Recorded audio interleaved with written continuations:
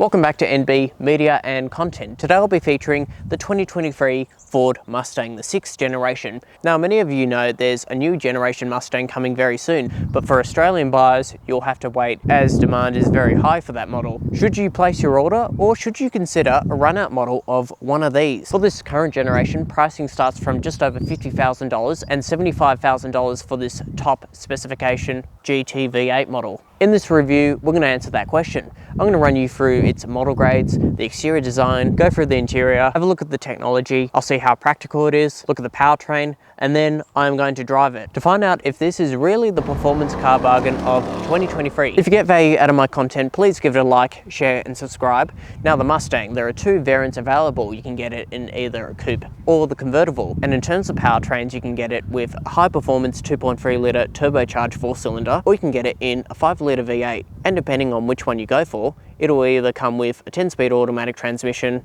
or a 6-speed manual, or a 6-speed manual with rev matching. Today I'll be featuring the GT variant with the 10-speed automatic transmission, thanks to Harrigan Ford Vale, who are located in the Southern Highlands. If you would like to get in contact with them on your next car purchase, their details are in the description below. So moving on to the exterior styling, I really like how this current generation Mustang looks, very reminiscent of classic Mustang models from the past. It also received a facelift in 2018, so that means it features eagle-eyed full LED front headlights, large air vents on the bumper bar, and air vents on the bonnet to cool the engine. And moving on to the side profile of the Mustang, so as you can see, it features 19-inch multi-spoke gloss black alloy wheels wrapped in Michelin tyres, and for stopping performance, Brembo brakes. And moving on to the rear design of the Mustang, as you can see, it features the classic three-dimensional taillights at the back, which are full LED. Australian and UK models receive the clear lenses, whereas the US cars have the red lenses. And other key features include a rear diffuser, and overall there are 10 colours to choose from. And this one is finished in Velocity Blue. In terms of pricing, please check with your local Ford dealer. But overall, what do you think of the design of the Mustang? Let me know your thoughts in the comments below. But for now, I'm going to move on to the interior. Okay, moving on to the interior inside the current generation Mustang. So the overall design layout has been around since 2014, but like the exterior, it's very retro, so it doesn't seem to go out of style. It's very reminiscent from Mustang models from the 1960s, and you can see those design elements on top of the dashboard, the way the dash floats up with that Mustang logo, the air conditioning vents with this metal look finish, and these switches down here that feel very nice to flick up and down. And that brings me on to touch points. So on the doors, soft padding on top of the dashboard, on the armrests, and the overall build quality, it's pretty decent for a car on this price point. You have these really nice, comfortable, perforated leather chairs. The driver has plenty of adjustment with lumbar support, and the steering offers both tilt and reach adjustment, so it's very easy to get comfortable behind the wheel. And it is very well featured, especially in this GT variant, so you have heated seats for the front row, as well as air conditioning seats, pony puddle lamps, as well as keyless entry with push button start. Now moving on to infotainment, it all runs off this 8-inch touchscreen display running Ford Sync Free. Using this system, you can either use the physical knobs and buttons down here, and you've also got physical switches for the dual zone climate control, or you can control some of the functions on the steering wheel, or you can just use the touchscreen. So overall, it's pretty decent to use. In terms of key features, you have AM, FM, DAB, as well as a B&O 12-speaker surround sound system with a big subwoofer in the boot, voice control with smartphone integration, wired Apple CarPlay and Android Auto, ambient lighting for the interior cabin, and inbuilt satellite navigation with 3D mapping. And in terms of assistance features, you have a reversing camera with parking guidelines and rear reversing sensors. And you also have lane departure and lane keeping assist, as well as adaptive cruise control on the steering wheel here, and autonomous emergency braking with front pedestrian protection. And moving on to the digital instrument cluster, it all runs off this 12-inch display. And overall, the graphics are pretty clear. There's plenty of adjustment in terms of the settings. It's a very nice setup, and the graphics are very clear to read. Using the buttons on the steering wheel, it's pretty configurable. And playing around with the drive mode select, you can change the driver's display. So I've currently got it in the classic mode, fairly traditional, which is nice, or I can shift it into sport, which goes into a more sportier setup, or I can put it in race, which is a retro setup with this rev counter bar right in the center. And lastly, practicality. So the doors themselves have small little pockets, and you also have this hidden storage slot here for a couple of pens, decent center console with a USB-A port and a 12-volt socket. And you've also got another 12-volt socket here and a USB-A port, a decent sized glove box, and two large cup holders that can fit a litre of water in both holders. Okay, moving on to the back seats. The driver's seat is in my position. I've got decent knee room and toe room, but like many of its competitors, and with the design of the roof, no headroom for taller adults like me. You have the same amount of space than what you would find in other sports cars like a Porsche 911 for example. However, for children they'll be fine back here. You do also have two ISOFIX points and two top tether points, as well as mat pockets and coat hooks on either side of the B-pillars. Okay, moving on to boot space. So the overall capacity is 408 litres, which is pretty good by sports car measures.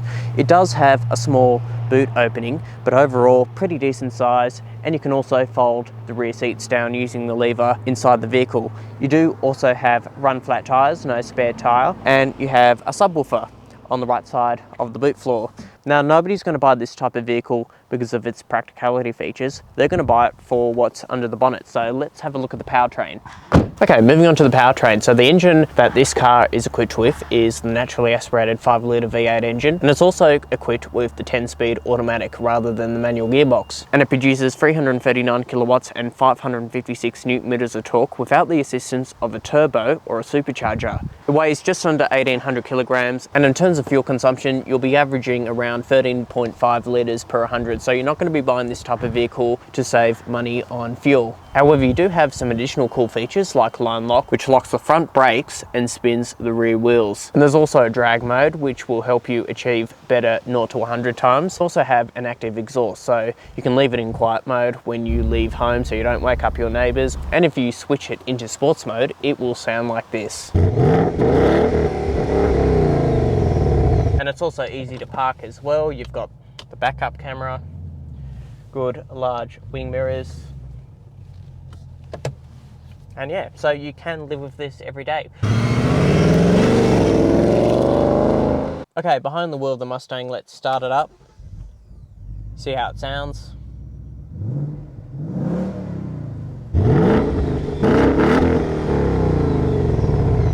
You've also got good all-round visibility up front, a decent rear window, and although the side windows are pretty good as well, you do have a long overhang at the front. And thanks to that large bonnet, the car does feel very long, especially when you're manoeuvring it around a car park, but that's something you will get used to. Around town, it's fairly easy to drive. And if you are on the freeway, the adaptive cruise control works really well, got a really good sound system. The seats are comfortable, they're heated and ventilated of course, so you can take this on long distance journeys. It is pretty refined in here. In terms of the power delivery, it's pretty much instant, and I think, well, what I love most about it is the noise it makes.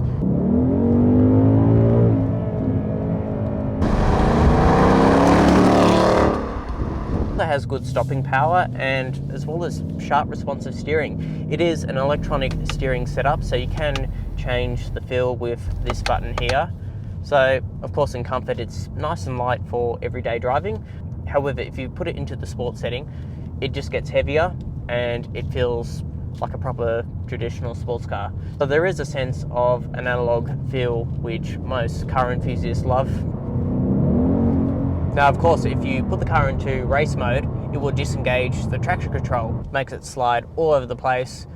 You're better off in just Sports Plus, then you've got plenty of traction. You do have a sense of where the front wheels are, and the Michelin tyres are doing a fantastic job keeping the car on the road.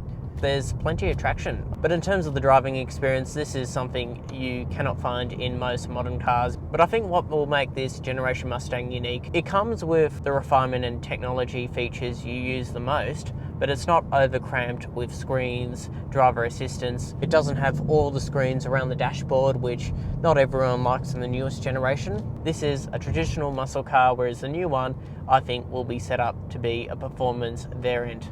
And most cars are ditching the V8s, even naturally aspiration. Even the new C63 has a turbocharged 4-cylinder engine, so the V8s, especially naturally aspirated, are pretty much a dying breed. The only thing you should consider is fuel consumption, because the manufacturer's claim is 13 litres per 100, which I think is quite reasonable for a naturally aspirated V8. I think that's the figure it should be at. In terms of what transmission I would go for, it really depends on how you're going to use the car. So obviously an automatic if you're going to drive every day in traffic, and obviously a manual if you're going to use it as a performance car. So with my short driving impressions out of the way, let's now wrap up the video with a verdict. So the 2023 Ford Mustang, what do I think overall? Well, it gives you a lot of thrills when you drive it. You can use it as an everyday car. Now, to answer the question whether you should buy this over the newest generation, well, the 7th generation has a long waiting list, and it will be a little bit more expensive following the new car trends of price rises. But I think this will remain one of the last analog feeling Mustangs, whereas the newest generation Mustang will have all the new screens in the dashboard, the latest technology. I think it's set up to be more of a track car, where this is a proper old school muscle car. So it really depends on your preference of driving. It is still in demand, but you can probably get a better deal on one of these than you would on the latest generation, and you don't have to wait as long. But overall, it's a fantastic car. I've really enjoyed my experience behind the wheel. Thank you again, Harrigan Motor Group. And if you like this video, hit the thumbs up, share and subscribe, and I'll see you in the next film.